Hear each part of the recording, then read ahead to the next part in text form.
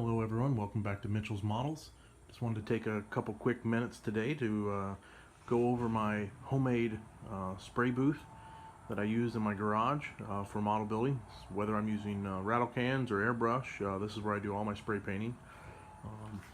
The good thing about this unit and why I built it, all my supplies and everything you see here actually pack up inside of it. It's made out of storage totes, and I just store it up on top of my shelf in my garage all winter or whenever I'm not building, and within about 10 minutes I can unpack it all and have it right here. So I just got it unpacked this week. I've got a few still shots I'll include in the video.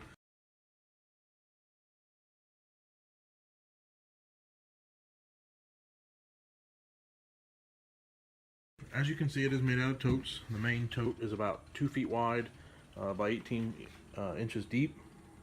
I've got an additional tote attached to the back that houses the fan.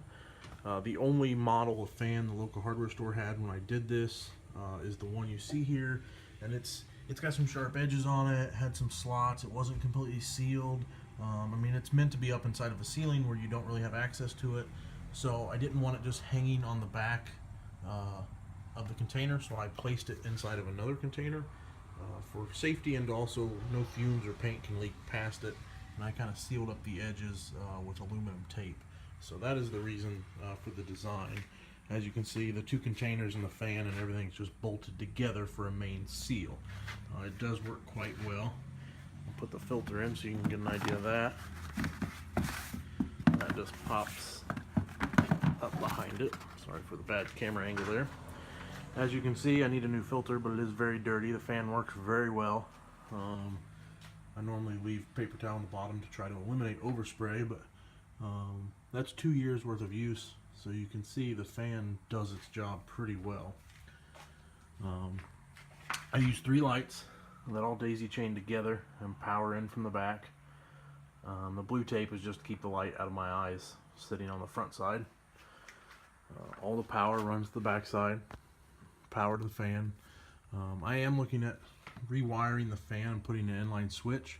Right now I have to plug the fan in and unplug it if I don't want it on, which typically it's always on, unless like right now where I don't want to hear it, so it's not that big of a deal.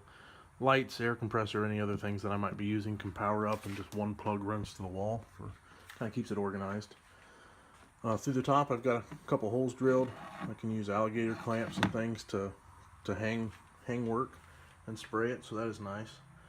And then down below I keep all my supplies, spoons and stands and tables and foam blocks, anything I can use to hold parts.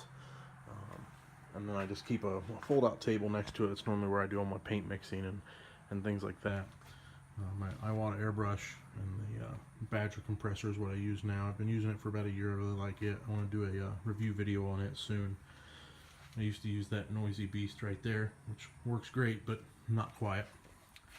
As far as ventilation, I use just some ducting from the hardware store, flex hose, and luckily my house actually looks like the former owner had a washer and dryer in the garage, and I've actually got a dryer vent that was already in the wall, so it works out perfectly. But you can make a fitting and run it to your window, bedroom window, basement window, whatever.